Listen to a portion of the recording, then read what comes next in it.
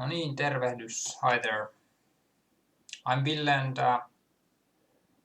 well, let's do a game review about Star Fox Command for the Nintendo DS. And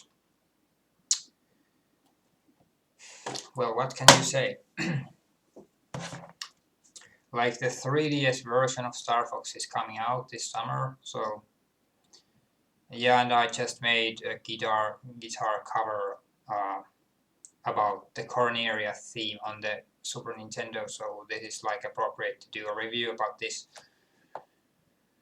But unfortunately this is not such a good game. Like Lylat Wars was totally awesome, like it was so good, such a good game that I'm wondering why they haven't done a real sequel yet. And they did the Star Fox Assault on the GameCube. It didn't get very good reviews, and I haven't played that, so I can't judge that. But this I have played. I played this through, not 100% complete, but I did finish, well, 2 campaigns. So I beat the game in that sense. So yeah, this feels like a weird, like hybrid, weird mixture of well, a good game and a crappy game. Like it has the plot section is very good. Like, and you have different routes that you can go in the game, and you get different like plots and different characters. So that's very good, and that's different endings. So that actually gets you closer to the characters. Like you can see how their lives are going and what happens. So that's very good and Star Fox like. That's what I liked. But the reason I didn't finish all of these plots is because the game is just repetitive. Like, well, first of all, you have the controls. Well, obviously, you're using the stylus, but the bad thing is that you cannot control with the directional pad at all. You're only using this, and yeah, and it makes it like unnecessarily complicated. Like I found out that you don't have the same kind of precision like in Lylat Wars, where you are using the analog stick.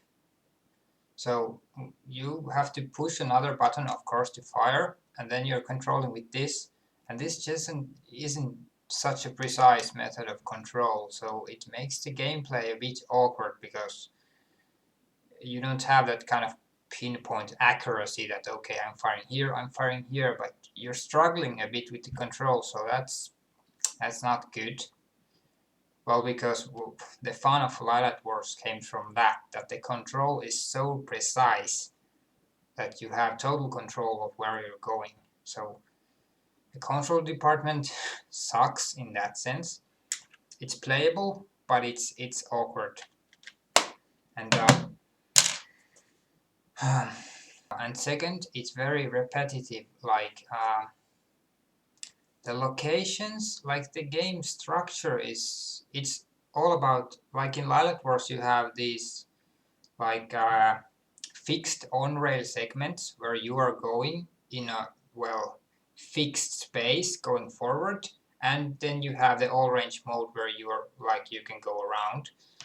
But in this game you're stuck with this all-range mode, so like every, well, not every, there are these missile segments where you're chasing a missile, and that's like, well, that's a good idea, but it's always the same thing. Like, okay, now I'm chasing a missile, it's the same freaking sequence every time. So yeah, that's not fun.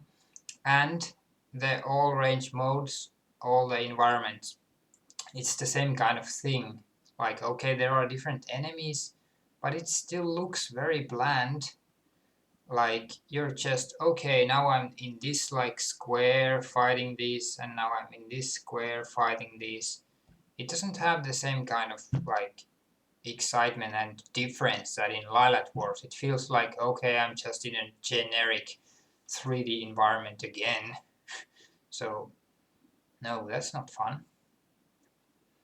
And there are different types of places where you go, like you can fight enemies or you can fight bases. So the bases are all the same again. Like you move your units on the map. This is different like from Lylat Wars. You have an overview where you move your units, like these fighters, on the map, and well, there you can put them to fight the other fighters or the bases and the missiles and so on. So the bases are all the same. It's all, like it's always the same kind of thing that okay, destroy this and then do this and destroy the big thing. So yeah, it's the same thing. It feels like okay, I've done this so many times again. This doesn't like make this any like different from the other bases I've destroyed already. So there's no personality in the game in that way. It's just like it feels very lazy. So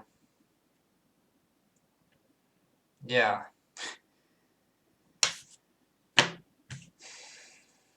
And the music, well, I didn't really notice the music. So like I usually, if there are some good themes, I do notice them.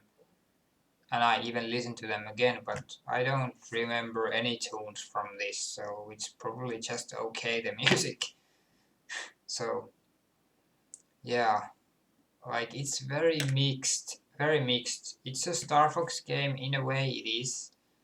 Like the plot structure, that has very good potential. Like at first you can do only one route, after you completed that, then you can start doing the other routes, and there actually are quite a few, like many other routes to do, so that's very good. But the game, the gameplay just isn't that good that you actually want to do the routes. Like it's so bland, so generic, boring, and the control isn't precise, so nah, that's stupid. So yeah, okay, they're making the remake of the Lylat Wars or Star Fox 64 now. So my question is, like that game was so good, so this game was so freaking bad. So like this franchise has the potential to be like one of the best franchises in Nintendo's catalog. So why don't they make a real sequel? Like a game that is as good as Lylat Wars or even better.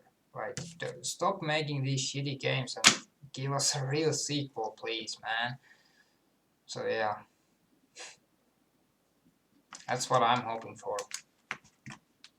Because there's no point to do this kind of games that, okay, this is, let's put the name on there and let's put the characters there and let's have the potential there, but still, oh well, we're just lazy and it doesn't really matter if it's not that good, because people will buy it if it just has the name on it. No, don't do that.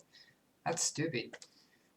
So yeah, let's hope that they actually give us a real sequel, like soon, because, well, it makes sense. Why not? It's such a good franchise, so much potential, so do it. Yeah, start sending Nintendo letters. So yeah, what would I give this? Probably about 6 out of 10, like that. Yeah. No, I went through it. I wanted to like went at least once through it, but it just isn't, too repetitive. No. So there you go. Can't really recommend it. So unless you find it like really cheap, so then why not? Okay, that was my review of Star Fox DS, and If you have any questions or comments, leave them below, and have a nice day. See ya.